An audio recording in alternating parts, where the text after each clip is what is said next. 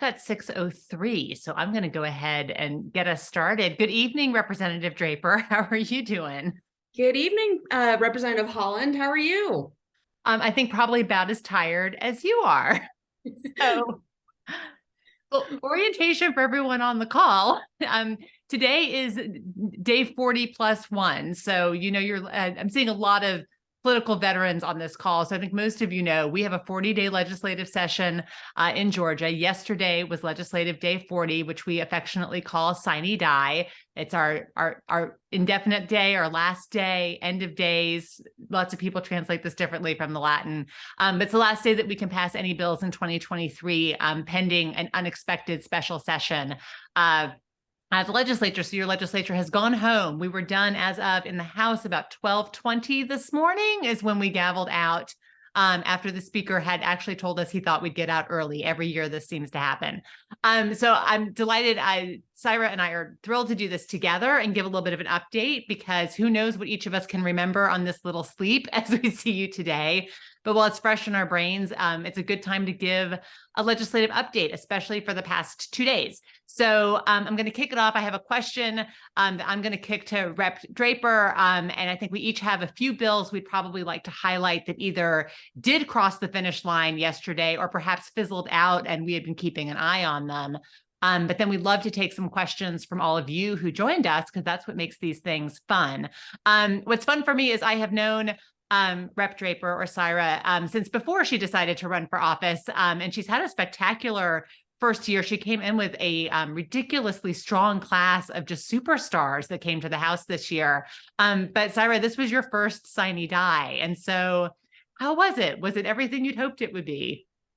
Yeah, no, I think the answer to that, it was a very good sine die, in that a lot of the bad things that we were expecting to come to the floor did not come to the floor.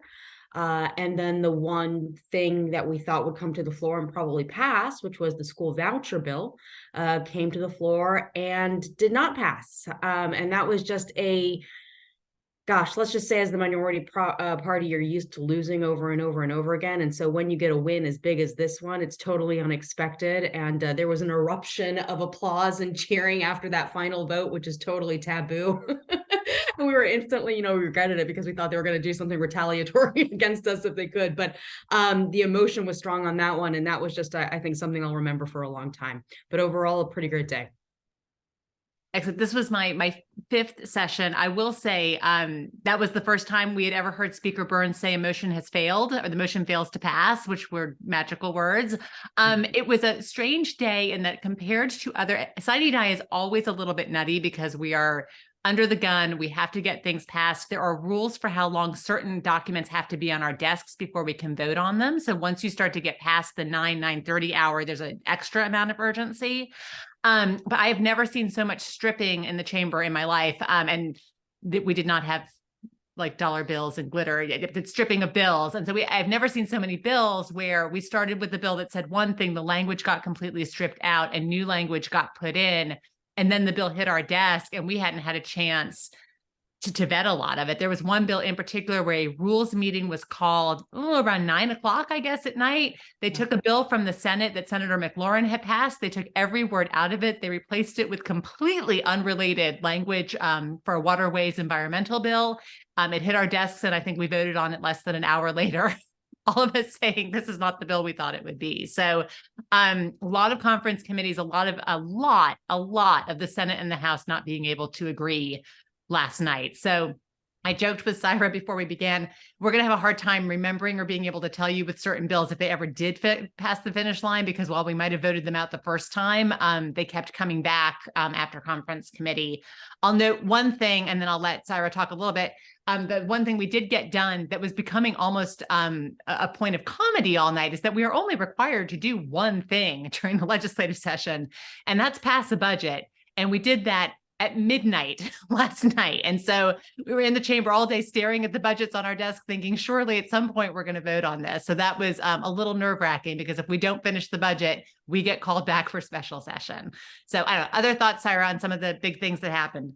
Yeah, just kind of my takeaways as a new person in there. I was just kind of mind blown about how hard it is to track those changes on the very last day. I mean, maybe it's by design that it's difficult to track what is changing with these bills, but you have these very small desks, these huge piles of paper on the desks. I mean, wouldn't it be so much simpler if we had, I don't know, electronic versions of these documents, a screen on our desk where it would show what the changes are from the law to the last version of the bill that we had looked at, and then maybe in a different color what the changes from the Senate are, from the conference committee are, something that we could track, the evolution of the bill. But because you have, for the same bill, various pieces of paper, and there's just pages walking by your desk all the time, just dropping more paper on your desk. So yes, it is extraordinarily hard to follow. In the back of your mind, you're wondering, okay, what are they trying to sneak in next? Because that has certainly happened in the past. So that was takeaway number one. Like, man, this process could be a lot better if we wanted to be more transparent. And then, gosh, what was takeaway number two? Oh, just conference committees in general. So conference committees is when there's, disagreement over the various versions of the bill, and it's the kind of this last ditch effort to get a couple people from the House and a couple people from the Senate to hash it out and create a final version that you just vote yes or no on. And what happens is when they pick those couple people from the House and those couple people from the Senate, they all end up being Republicans more often than not, which the majority party is entitled to do. But the problem with that is you have this 40-day legislative session and this deliberative, process where things are going through subcommittee and getting hearings, and you hear from experts and committee and this and that and the bipartisan deliberation. And all of that kind of gets, washed away when you just have 6 people in a room hashing out the final details, and they can change it as much as they want. So that to me is kind of an eye-opening takeaway as well as a first-year legislator. No, absolutely understandable. And again, I think it was far the extreme last night of how much the Senate and the House could not come to agreements on things was something I had not seen in the 4 previous sessions. So it was particularly bad last night. And we saw it with the budget. The budget was a bill that went to conference committee. So once again, you had something that had gone through a huge, and that's not unusual. I don't mean to make that sound like it's sneaky. But certainly when the budget went over to the Senate and was amended in Senate committee, a tremendous amount of funding was taken out of it for some really critical programs. And the belief is that that was really a political move to give some leverage in negotiating about what bills were going to be passing out of which chambers. So we were relieved last night. The good news is the budget came back over to us out of conference committee with almost all of those things restored. Not as many as I would like to have seen restored. But, school breakfasts and lunches for low-income kids, that got put back in the budget. Fully funding the Hope Scholarship. This is a battle that Democrats have been fighting, since 2008, something like that. So it's been a long time since Hope was fully funded. Hope is fully funded. We were able to restore some of the money that they had cut for public broadcasting, but public broadcasting is still going to take a 10% hit. We restored some of the money for the university system of Georgia, but the university system is still going to take a bit of a hit. And it's frustrating because this was a year when we were swimming in money. We were just told, in part because of the amount of money that we've pulled down from federal funds for a lot of relief money as well. There's a surplus at this point in the state budget. Our rainy day fund is filled up. The idea that we're not filling some of these gaps now when we can was really frustrating. But the good news was out of conference committee, we at least got a little bit more of what we wanted. That's a slightly, I will say, more transparent process because the budget has to be on our desk for some period of time, and they do provide us a little bit more tracking. Saira. 1 hour. Apparently, this last version of the budget had to be on our desk for an hour before we voted on it. And I feel like the theme of the night is going to be frustration as we talk here, because just to give you a little, inside baseball on what our caucus was thinking when we saw the budget and saw, I think it was 66 million that was cut from Georgia public universities. And in particular, our large universities took several $million hits. But for our small universities, even $500,000 can mean just, the very worst. I mean, it certainly means layoffs, if not much more. And there was, huge concerns within our caucus about the impact that was going to have specifically on our historically Black universities and colleges, and how there's this, history of chronically underfunding them in the first place. And now we're underfunding them even more.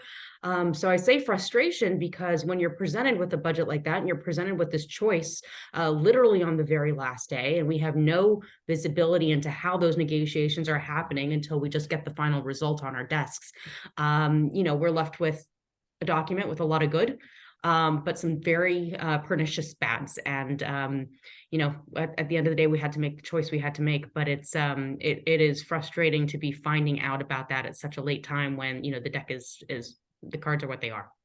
Absolutely. An omnibus budget is a problematic beast regardless, because the problem is you will vote for things.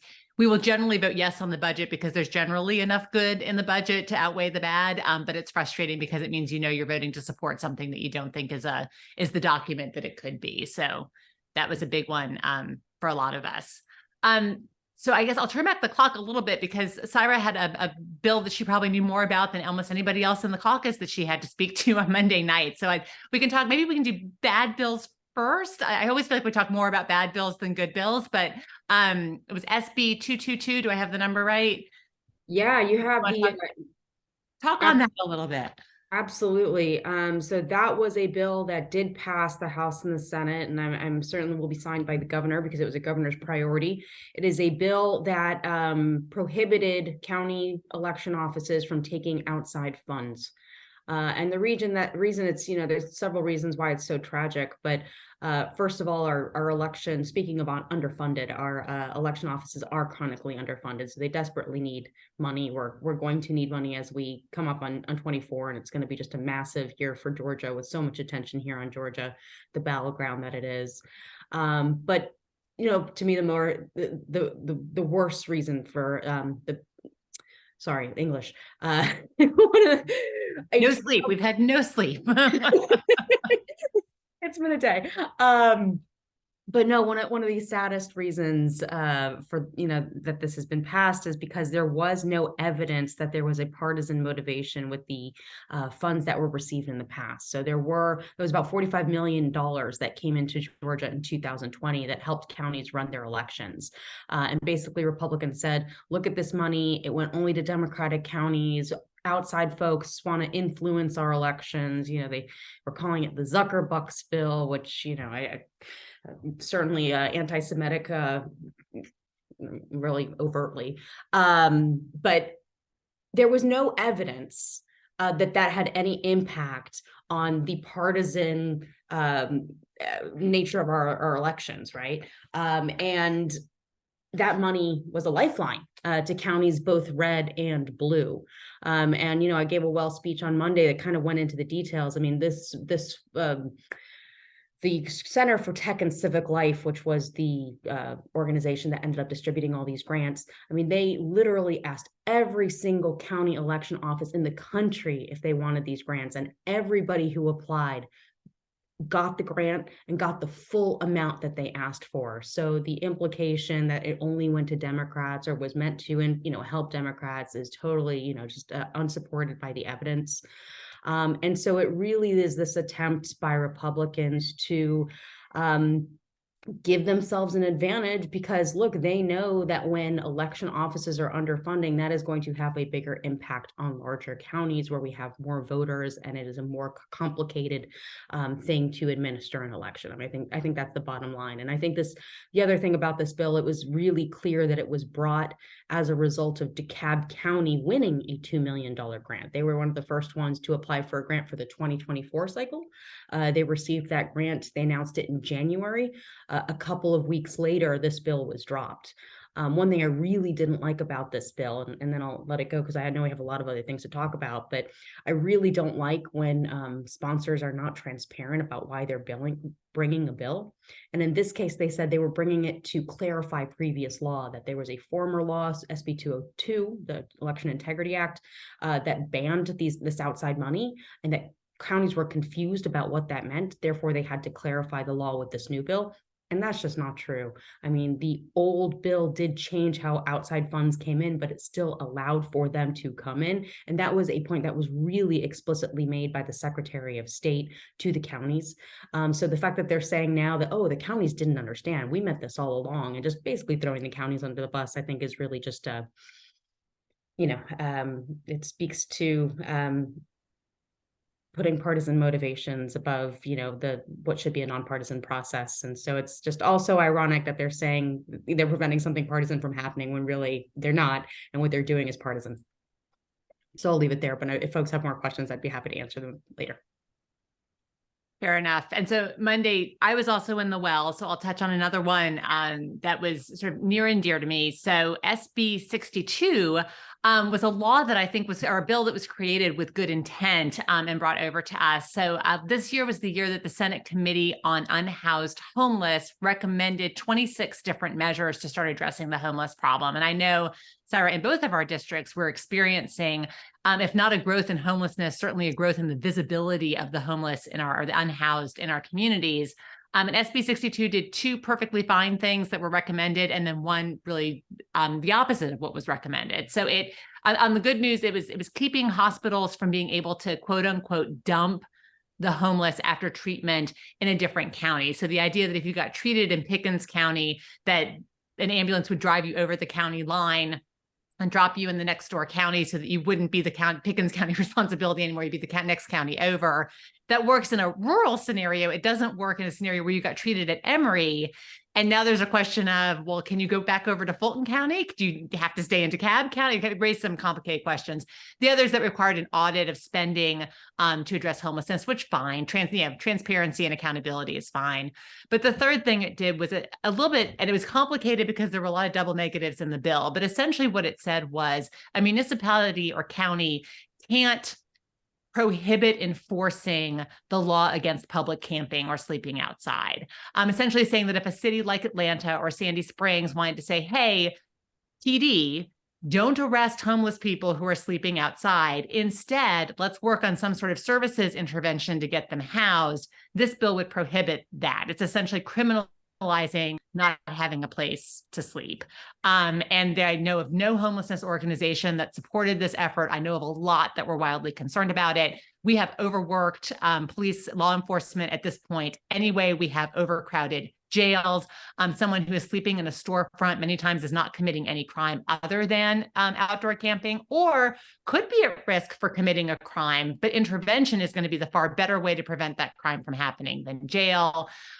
Many recommendations had come out of that Senate committee from pairing housing with social services and job placement and mental health and physical health work, better fully funding mental health, better funding beds for addiction services, giving IDs to the homeless so that they would have a starting point to, if nothing else, get a cell phone to be able to get themselves out of homelessness.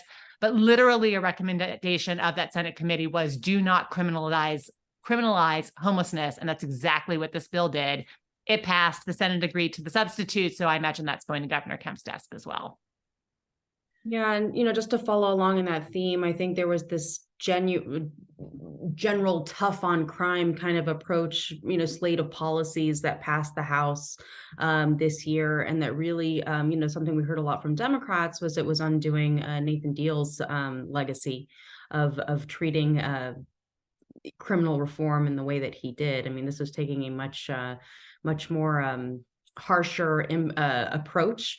Anything from bail to what it meant to be in a riot, to our treatment of gangs and what it meant to be in a gang, and the sentences, mandatory sentences.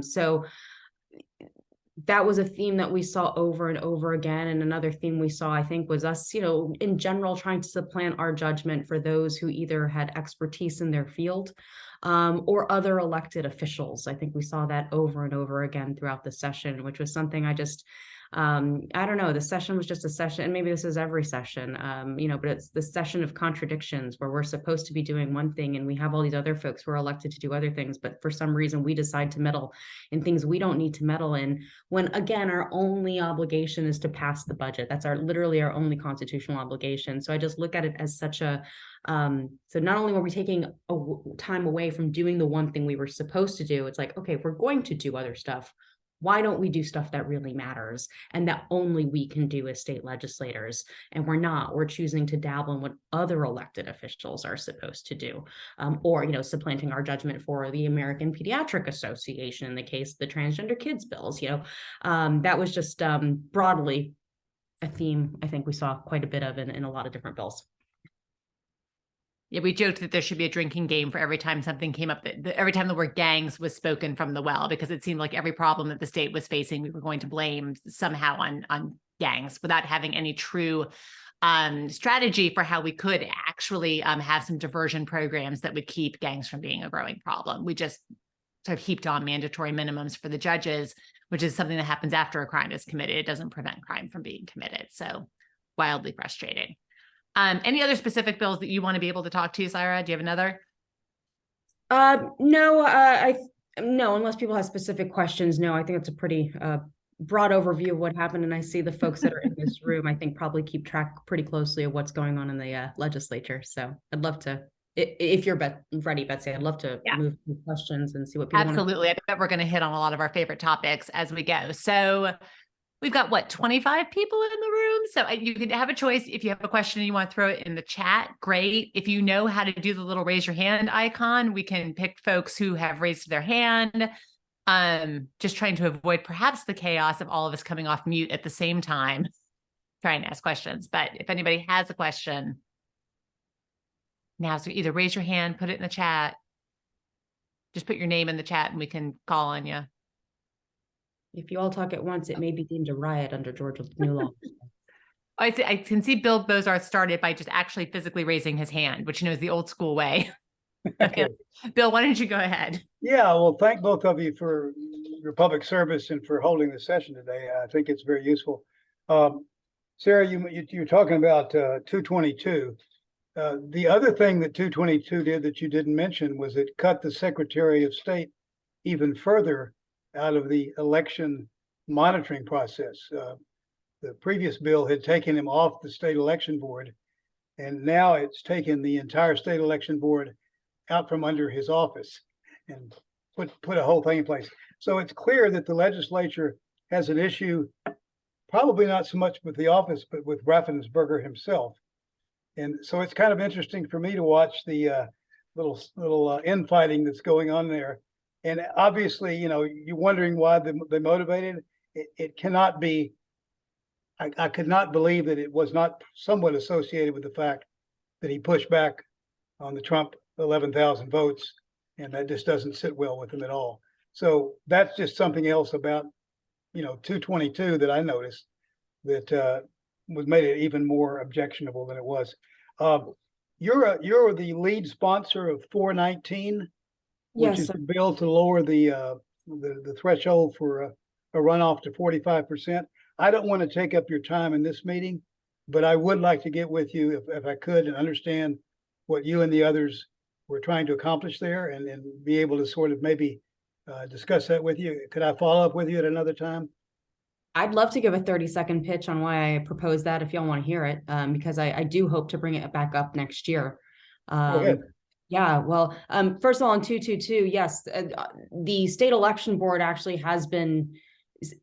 One of the very interesting things about the state election board during a committee meeting was that the question was asked of the bill sponsor, does the Secretary of State know he's been removed from the election board? And the sponsors were forced to say, no, I don't think anybody has told him about that. So sure enough, in the next iteration of the bill, I think he was put back on as an ex officio member of the state election board. But yes, there's maybe been less communication there than ought to have happened. But a good thing about SB 222 is they've given the state election board, it has this independence. They've given them an executive director to help them administer their duties because they are a, essentially volunteer board of people who have other jobs. So the fact that we are giving them money to have an executive director, investigators, I think is, a decent thing. 419 was a bill I brought forward in response to this issue that nobody in Georgia likes runoffs anymore. After the 2022, 20, 21, 22, and then December 22 runoffs, everybody is tired of runoff elections. And certainly we all understand how expensive they are. And part of the reason we have as many runoff elections in Georgia is because we have a model that is very atypical from the rest of the country. That model is require a majority, the winner to have a majority during the general election. So in other words, in 22, when Warnock and Walker were running against each other, I think one had 48%, one had 49%. The third party candidate had, 2% or whatever it was. And because nobody reached that majority threshold, that 50% threshold, the two top candidates were forced into a runoff. And by the way, the outcome didn't change. Warnock, who had a higher percentage during the general, ended up, winning in the runoff election. So what my proposal in 419 would do is change that runoff, that threshold from 50% to 45%. And that basically protects against the situation that we have seen over and over again in Georgia, where you have a third party candidate who takes 1 or 2%. It's not enough to be a viable candidate, but it is enough to force the entire state to rerun an election over again.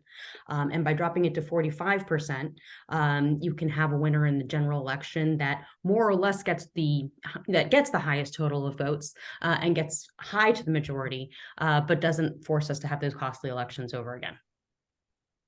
In other states, the model that we most typically see is not a majority, but a plurality. So they don't even require 45, they don't require 50%, they don't require 45%, but just the most number of votes. And that's not what I'm suggesting here. What I'm suggesting here is a more conservative approach and closer to what we have already, which is that 50%. But yeah, it's just to protect against those third party, some people would call them spoiler candidates, but somebody who really doesn't have traction to win. But we don't want that person in by themselves to force the county, the state, to spend millions of dollars to rerun an election. Okay, As Betsy knows, I'm an advocate of ranked choice voting, and I would like to get together with you sometime and try to convince you that that's a better solution to the problem you raised. So can we do that? Long term, something to consider, but it's not something that we could easily implement. The amount of money and education that it would require to get the populace on board. And there's lots of different kinds of ranked choice voting as well, right? But I think the important thing is, if this is a tool that we want to implement in the near future, ranked choice voting is years off. And I think Georgians are asking for a solution now. So that's, I don't have any opposition to ranked choice voting necessarily, but what I'm proposing is something we could do tomorrow, and it wouldn't cost the counties anything, and actually it would save the counties a lot of money. Ranked choice voting is a whole undertaking, and I'm going to be frank, I don't know if I want the Secretary of State running that operation. Bill, it looks like you can take Nancy Wiley with you to meet with Saira to talk about you guys can form a coalition. I do, before I know that I need to kind of go Karen next and then Elizabeth, but we did have a question in the chat about SB 222. So before we went off this topic, the question was about whether DeKalb County is going to be able to keep the funds that they've already received, or if they're going to have to give them back. Do we have a ruling on whether they're going to be able to keep the funds? Yeah, so on Monday, the day we voted on the bill up until Monday had a provision that said if you received any outside funding after January 2023, you had to return it. And if you didn't, it was a felony. And of course, DeKalb was the only county that had received a grant, so that was totally targeted at DeKalb. Well, on Monday, the bill was changed to take that provision out. So yes, DeKalb will get to keep that money, which I think is it's fair, right? It was an ex post facto kind of thing that really is unjust on its face. Thank you. Okay, Karen, I saw your hand next. That was my question. Oh, well, there we go. So thank you. Thank you. Happy to. Elizabeth, I think your hand was next. Or I was going to call on you because I think there was a cute baby when you had your video on. So I was just happy to see the cute baby. That may also be a reason why Elizabeth might not. Oh, there she is. Yes, no, it's a borrowed baby. Hi. Did you bring the baby just to get attention on the Zoom so you could ask all your own questions? Twins. So you should be here too. Question, and I know this ended in the Senate, but I was curious if you heard anything as to why, I think it was House Bill 404 about inhabitants, locations, especially for foster children, have to be inhabitable, requiring that they have to be habitable. Why that didn't go to vote? I heard it didn't go to the floor to vote, but there were a lot of people behind it. So just curious if you heard anything about it. The Senate, man. Okay, if that's the a lot of things seemed to be held hostage, to be fair, on both sides. And so there were a lot of bills I think people were excited to see that we would have expected came to the floor that didn't make it, but I don't know the why. That's a good question. All right. Yeah, and just with all the attention on, the housing crisis, like this was definitely one that had traction. So again, it just goes back to what our priorities are. And when we spend time talking about leaf blowers, we have less time to deal with important bills like this. I'm real mad about the leaf blower bill too. I mean, don't get me wrong, mad about the leaf blower bill. And I think you actually, no, I'm sorry. And you're going to get next, but I think we had another question in the chat. I'm trying to do these in order. So Kiana, I think, was saying, I am very disappointed to see that there was no increase for childcare in this year's budget, especially after visiting with Rep. Draper and my senator. No one seems to be fighting for affordable childcare. And this was interesting to me, and I can let Saira talk about this as well. This came up in two of my committees separately. It came up in small business because we were hearing from childcare providers who were talking about, as small businesses, the challenges that they're facing, again, particularly post-COVID. That was sort of the theme of small business this year.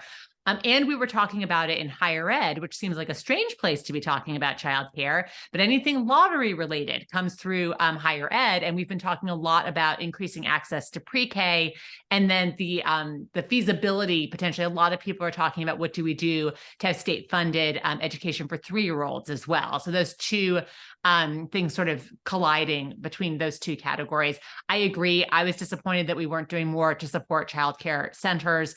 I had hoped that because small business was giving them some attention as a business, as opposed to any sort of support for working people. Sometimes Republicans respond better at supporting businesses than supporting working Georgians. And so I thought maybe that angle might have gotten us some more attention, and it didn't. It's, again, it's the first year of a 2-year biennial. We can hopefully see some better work, but certainly there was nothing in the big budget, particularly at increasing any of those funds, which was worrisome. And one of the bills that we did not see cross the finish line this year, and I'm going to guess this call could be divided on whether it was a good idea, but one of the bills we did not see cross the finish line this year was the online sports betting bill. The idea that revenue from online sports betting would be tied to the lottery. Estimates for the kind of revenue that might have generated would have essentially or potentially funded pre-K for the state, which we do not have right now. We have lottery for pre-K for people who are able to get in. So I know that's a little bit outside of childcare, but was one of those where there was a little bit of frustration of, we just cannot seem to find a path to get some early education work stuff and childcare supported, which kind of go hand in hand. Saira, I didn't know if you have anything else on that question. No, I share in the disappointment, and that's something that I think with the budget process, well, I'll add this as a first-year legislator. The budget process was something that was really interesting for me to watch unfold, how things get into the budget and then eventually get negotiated and taken out or whatever it is. But the budget process doesn't begin in January. It starts way before January. With the session under my belt, there'll be the opportunity way in advance to start pushing for certain priority items. And I'd be excited to work with you or anybody who wants to on this issue, because it's critically important. It's a workforce development issue is what I kept saying. We have seen a precipitous drop in women. As we talk about workforce development, one of the greatest drops we've seen is just women, period, in the workforce. And access to childcare is one of the reasons why women can't pursue the careers they want to. Okay, sorry. So we're at Ann McPhillips Ann has a question, and then Barbara Marston has a question. So I'll go to Ann first. Okay. My pet peeve is the loud cars, and she knew I would ask about something that we did get a study. The resolution, I assume, means we can go ahead with the study. How do we get a definition of the study? For those of you that aren't aware, I have a problem with these modified mufflers that insist on driving through neighborhoods and on various and sundry streets at 3 o'clock in the morning, 9 o'clock at night, whatever. Can you elaborate on what kind of study and what they want? Just briefly, I don't want to take too much time on this one topic, because the childcare thing to me also bugs me, even though I don't have children. So I can talk to it a little bit, because Saira's like, boy, this is a specialized question. I'm like, I got this one. So essentially for everybody else, what started this conversation, at least for me, beyond hearing from my constituents, is that the city of Atlanta is interested in implementing noise detection cameras. These are a lot like speed detection cameras, but what they do is they measure the decibel of noise coming from a vehicle, and they have the ability to then read the license plate, same as if you ran a red light, read the license plate, and automatically generate a ticket with the scientific evidence that you were exceeding what the extreme noise ordinances are for where you're driving. So that can be loud mufflers, but that can also be playing loud music in your car, et cetera. But the city of Atlanta can't install those detectors because there are rules at the state level that prohibit you from using cameras for certain purposes. So anytime we start using public cameras for things, we have to get the state to say it's okay before a municipality can start using them. So when we started using school speed zone cameras, for example, the state had to enable municipalities and counties to implement them, and then municipalities and counties could make their own decisions about how to implement them. That's what the study committee is put together to do, is to be the study on the enabling of use of cameras. And I'm hoping, I did not sponsor this legislation, Chairwoman Deborah Silcox did, but the hope was when we worked on it together that we would also at the same time look at lots of different ways we could be using cameras for public safety use. I'm a huge believer that when you leverage technology to be able to detect small crimes like loud cars, running red lights, out-of-date registration, when you can do that, then you're taking some things off of law enforcement's plate so that law enforcement can focus on doing a more primary job. And anytime we reduce traffic stops, everybody is safer. Citizens are safer, law enforcement is safer. And so we're hoping we can broaden it a little bit, also looking at some things like front-facing license plates, which I have a few constituents who are really opposed to that idea, but the idea that front-facing license plates make it easier for flock cameras to pick up cars rather than only having the rear-facing license plates. So it's a little bit broad, but at the core of it is the enabling of camera use for these noise detection cameras. This is going to take years and years, but we're going to get it done. We're going to get it done. I do not give up. Barbara, you had your hand up. I'm hoping this is a Saira question because I feel like I've talked a lot. Well, it could be for either of you, and it's probably silly, but you both have eloquently described kind of how difficult the process is for legislation at the Dome. And I'm just curious if there's any hope for anything that would modify that process to make it a little bit clearer or more functional. I think the easy answer there is elect more Democrats. Look, the process, the rules of the House, I can speak to that. It's intentionally designed to give Republicans the advantage. And I don't mean to come at this from a partisan angle. I really don't. But the rules are partisan to give Republicans an advantage. I mean, I don't think I fully appreciated this, but every single committee is stacked with Republicans. The numbers are not even. And, that's the decision that it is. That's fine. But the point is, they have the votes to pass whatever they want to pass, right? So yeah, I think if you want to see changes in the format and the structure, I think we need to start with different leadership. And the one caveat I say whenever we start saying that is I do recognize that many of the rules that are in place that are giving Republicans this extra power were put in place by the Democrats when Democrats had control of the legislature. So I don't want to entirely Republican blame.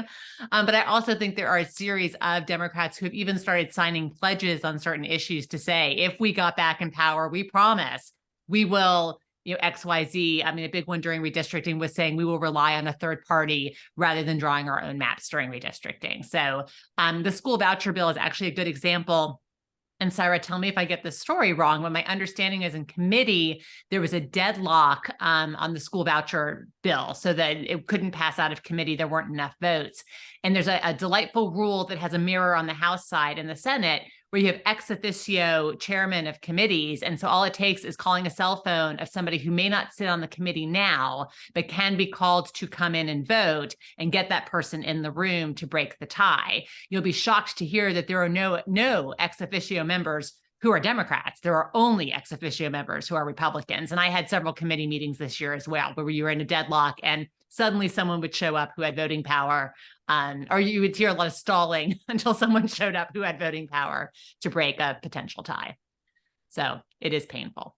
Yeah, I mean, I don't like Republican blaming, as you call it, Betsy, because I do think there are a lot of people there who are principled, and and I think everybody there believes they are doing what is best for Georgians. But yeah, having lived through it now, there are so many things that just on their face, they're so unjust. The processes are so unjust and so one-sided. And so I do hope that, if and when power changes hands, we are going to remember what we have lived through for the last 20 plus years and put in place, really fair processes. Because to me, if you have a good bill, it shouldn't matter who it comes from. If it's a good bill and it has merit, those are the ones that should move forward. And that's what the public wants to see. That's what we should be doing, not playing these partisan games. And the thing that I'm gonna say something nice about the lieutenant governor. I can't believe it's about to happen. But one thing I'll say that he did, and to a certain extent, Speaker Burns did it with the vouchers bill, is be willing to call bills and just see how the votes are going to go. And I think we play a lot of games with amending things and tacking things on Christmas tree bills and rushing things through at the last minute. Sometimes it's okay to call it to the floor, and maybe the majority doesn't want it, and that's a great sign of what people want. But we don't tend to do that. Tend to play games instead. All right. There's a terrifying question in the chat. It's many questions from Stacy Fox. So, do you want me to do these one at a time, Stacy? We'll see how these go. Just pick one, Betsy. I have, me, I have a gazillion. And I'm just wondering if you can answer all these yourself. I mean, that's the other thing. Any thoughts on how we move past the surplus language and create momentum to push the governor to raise the revenue estimate? Ooh, it's a good question. I'm amazed, and then I'll be interested because Saira is a little bit newer at this. I'm amazed to this day that I will go into meet and greets with people or community meetings, and people will talk about wasteful spending and how we've got to balance the budget. And I will just look at them and say, we have to balance the budget. It's constitutionally required. And we have one of the lowest per capita spends of any state in the union. Our problem is not that we're overspending. Our problem is that we're underspending. And if you're feeling overtaxed, we can talk about other things we could be doing there. But how we change that narrative, I think, is hard. Saira, I don't know if you have any thoughts on that piece of it. Honestly, I don't, because my son walked in and I missed the question. Betsy, I also just wonder, let me just take my work hat off and say, I would just love to see a narrative shift around the language we use from a partisan perspective around those dollars. I think just, leaning into that surplus language just leans into the best state to do business, all of that really inaccurate language. And the governor just gets away year over year with keeping this revenue estimate so low. And I agree. The other problem with leaning on the word surplus is that it makes it much easier than to talk about austerity when that time comes. And I just said that everybody votes yes on the budget, and that's not true. I voted no on the budget in 2020 because the cuts were so draconian. The idea being we were preparing ourselves for a terrible economic hit because of the pandemic that never really came to the state, and everyone suffered in the meantime. And we sort of dug holes that were still, it's going to take us decades to be able to fill back in again. So I agree that I think talking about the surplus is probably part of the problem. I think honestly, if we just start saying we have a balanced budget and we have the ability to spend money on this and still have a balanced budget. This is none of this. I think it bothers me how often people just assume we're digging ourselves into debt. And it's like, nope, all the money's there. Rainy day fund is filled up. We've got to we haven't actually met all of our fiscal obligations. I mean, that's really the narrative. That's a really good point. We have some debts we have not paid. I think is I what wonder, just behind the scenes, I think I was really hopeful around a tobacco tax this year, even from the tobacco lobby, given how low ours is, and 37 cents on the national average of $1.91 is just insane. So behind the scenes, what happened? I thought we might get to a 70-80 cents agreement, and it just seemed to fall apart. Yeah, I agree. It was a really modest increase that they were proposing, right? Still way below the national average. And so it seemed to have all the right parts of a bill that would, have potential. But I think there is, Betsy, you probably know better about this than I do, but I believe there is kind of a desire from the Republican side in particular to say we did not raise any kinds of taxes. And this would be raising taxes. And so I think that's more or less the reason it didn't move. Simple as that. But what a great proactive revenue for them, if there's not enough money places anyways. And I don't know what our demographics are on tobacco use either. I don't know which counties experience the most tobacco use. So there was also part of me that wondered that if people are voting their district, which districts have more cigarette smokers and tobacco taxes. And farmers. And farmers, Yeah, that's, oh yeah, gosh, yeah. that's a really good point. And tobacco taxes are poor taxes. And so, I mean, it is a regressive tax to a certain degree. And so, which I'm normally not all about, except this is a special case, but I get it. If you've got low income people in your district and they are smokers, coming back and explaining why it just got a lot more expensive to smoke might be hard to sell. Where in a district like mine, it's going to be much easier to sell that we just got, what is it, like $500 million is what we think we could raise. Yeah. Just by raising that tax. Well, the research, just so you know, the research shows that $1 is the social deterrent level. Like if the tax goes over $1 will deter people. And I mean, the healthcare cost, you know, related to smoking in Georgia is just, as you can imagine, exorbitant. So, I mean, there's a real savings there by increasing the, I know this is sort of a partisan line, but anyways. I'm surprised. I'm with you that I'm surprised it's partisan. I really would think. Yeah, I guess I thought, because I thought I was hearing the tobacco lobby knew it was going to go up. And so they wanted to keep it under $1 and we might get to that 70, 80 cents. So that was kind of surprising to me. I think the last thing I'm just curious about, I mean, I know that the trans bill we talked a lot about and these couple of nasty bills that Frontline got dropped before session ended. I think we've got another, you know, couple really horrible Florida-like things coming next year. I think moving into this role, I'm like, it's such a distraction, right? Like, I just wish that energy would get poured into education or whatever. But I think my last question is around study committees. I was really surprised about the speaker's position that he seemed to be taking against study committees. What was your sense about that? And because I thought we had some good proposals this year. And the rules chairman is against study committees these days. And they're not that expensive. I mean, they'll say they're expensive. I'm like, you have to pay my per diem for the days I come in for study committee. That is not what's going to throw off the balanced budget.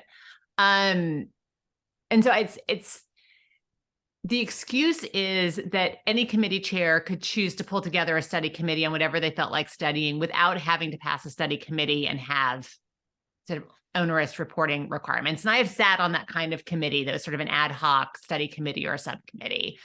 And I know that there's a perception that study committees are sort of a do nothing approach to a problem.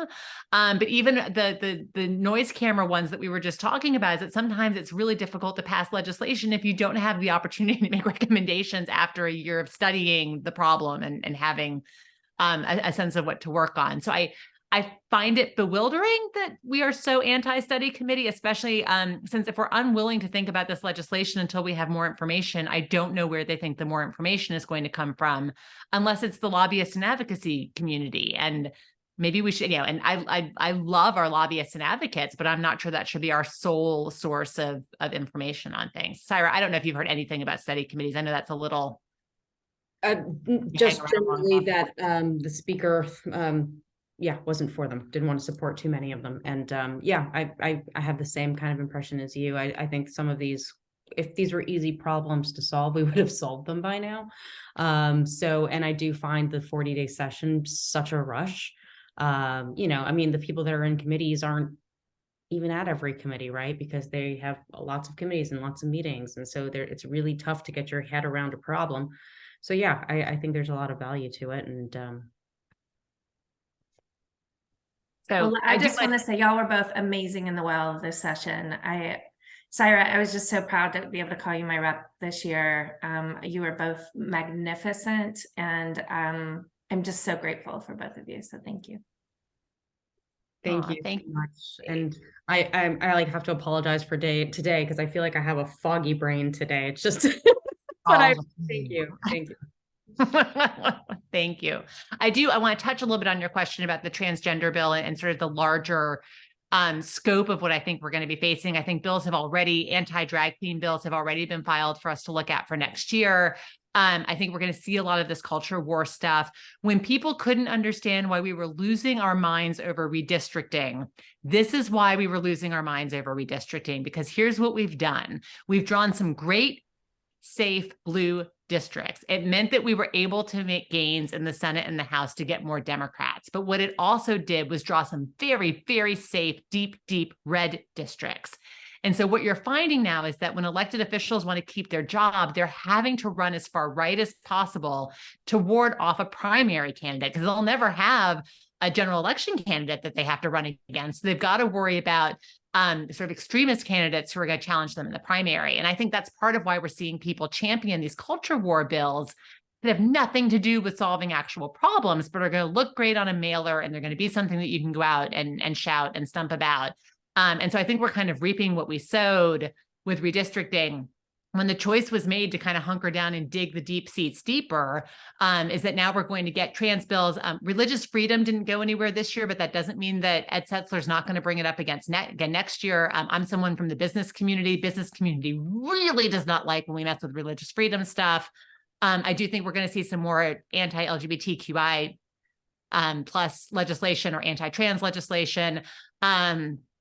And I mean, what we already got, we're still also seeing it with vaccines. We passed a pretty terrible vaccination bill as well that's kind of kept eroding the trust in folks being able to require vaccines. And so I think those sort of hot button frontline issues that everyone likes to talk about, and I worry about sort of more medical choice things coming up as well. This is just anecdotal, but it really struck me. I was in a chat group for alums of my college, and there is someone who lives in Oregon who's thinking about moving to Georgia and has lots of questions. And I offered to talk with her about schools for her kids and neighborhoods and things like that. And she said, oh, I'd be particularly interested to talk to you about the political climate. I have an 11-year-old daughter, and I'm really, really worried about Georgia being an anti-abortion state. And that's an example of somebody who is going to consider not moving here at all because of the political climate that's here right now and her fear for her children. I know another family that is actually moving this weekend. They have a trans child, and they said, we're moving to a safe state because they no longer felt like the state was safe for their children. So, I mean, we're never going to, those aren't the things that you can measure easily in a spreadsheet, but we are going to start losing people from the state. We're going to start losing students coming to our colleges. And this is, and I really think we're going to be able to start tracing a lot of it back to what we did in redistricting and what's going to drive folks to do. Sorry, that was me on my soapbox for that one. So, and I don't know how much I don't know if I'm just repeating rumors now, but part of what I heard about the trans kids bill in particular was that Republicans viewed that demographic as a small group of people, and then the number of hospitals that perform these either procedures or provide these services were also a small group of hospitals. And so by targeting this group, it was a relatively small and vulnerable group that, had little power to fight back. I do want to mention one thing you said, Betsy, about our very red districts and the fear of being primaried.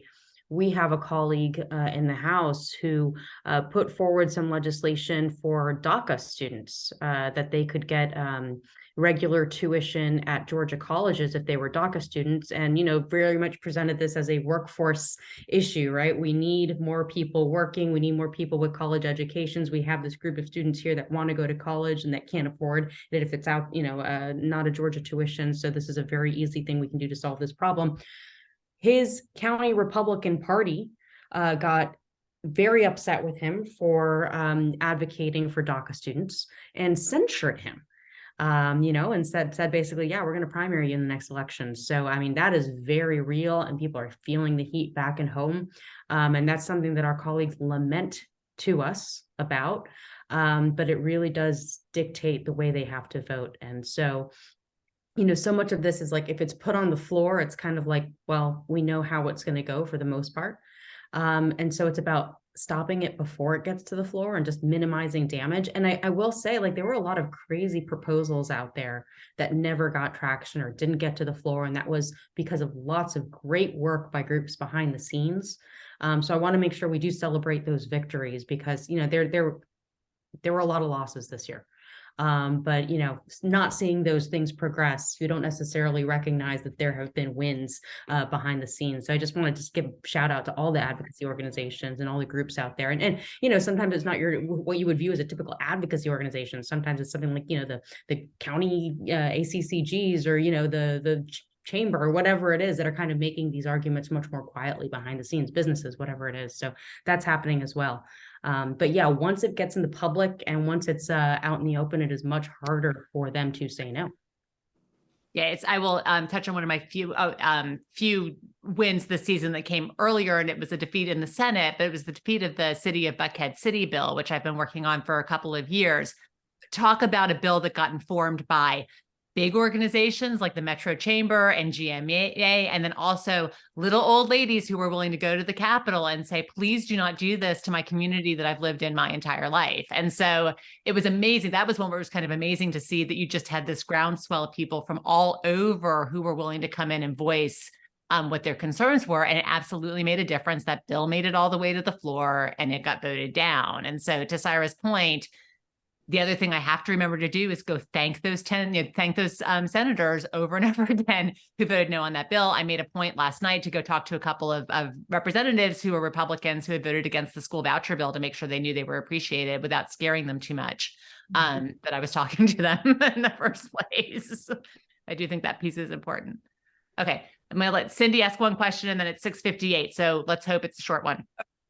It will be. I want to respond to what Representative Draper said. My representative is Don Parsons, who is a very deep red representative, and he voted against the voucher bill last night and was so horribly attacked on Twitter today for it and said that he'll be primaried. And I mean, I don't know if any of that will ever happen, but to your point, when these Republicans take a stand and it's not what the caucus wants them to do, there are consequences. And it's I was sad to say it because it's the first time I've seen Representative Parsons not toe the party line, and he's being attacked brutally for it. Yeah, I'm going to say something I know is not always popular. If someone gets up from their seat and takes a walk and puts their excused button on to go do something else, not being in your seat is the same as a no. And sometimes for Republicans, the best way to give themselves air cover is to claim having to go to a meeting or going to the bathroom or whatever it is to get out of that seat. And I know it's frustrating because it feels cowardly, but at the same time, it worries me when they get attacked for not having been in their seat because your other option might have been they were in their seat and felt like they had to vote yes. So that's an interesting strategy. All right, sorry. We have more questions in the chat and I'm a motor mouth and I'm on very little sleep. I know we didn't get to everything and now it's 6:59 and I know we scheduled this only for an hour. So Rep Draper, I don't know if you have any closing words, or I know both of us can put in the chat the ways to find us and get in touch with us now that we're out of session. I think both of us will be putting out a wrap up sometime soon, but I'll kick it to Saira for some final words. Just that, sorry, I'm trying to see what's in the chat here, but it was a extraordinary experience from a first year's perspective. I feel so much better equipped to do this in the future. And I think, again, just the work starts so much earlier than January. So being able to formed a lot of relationships while I'm there and continuing to form these relationships. And a lot of the work, it happens, as I said, behind the scenes. And that is so important. So nothing. I feel very lucky to have mentors like Betsy and folks in the house who have been doing this for such a long time, and folks like you on this call, honestly, who, have such deep experience when it comes to these issues from all different perspectives. So just feel very fortunate to be in this position and be able to advocate for these really important issues, and look forward to doing it all again and continuing to serve the community. But I just thank you for your participation, because at the end of the day, the worst things happen, when there isn't enough attention being paid, right? So much gets through under the shadows of darkness, quickly. We need more people. And then, people have literally said this, well, nobody in my district cares. Nobody's watching. They're just living their lives. So folks who are here watching, paying attention, that does more than you know. And thank you. Excellent, everyone. Thank you so much. I'm sure we will have more events through the summer and we'll be back in January, but it's wonderful to have engaged citizens out helping spread the word and asking good questions and advocating for things. And Saira, just so excited to be able to work with you. And I know you and I have lots of things we're going to be working on all year long together. So I'll be seeing more of you, but happy post-sine die. I hope you get a good night's sleep tonight. And thanks, everybody.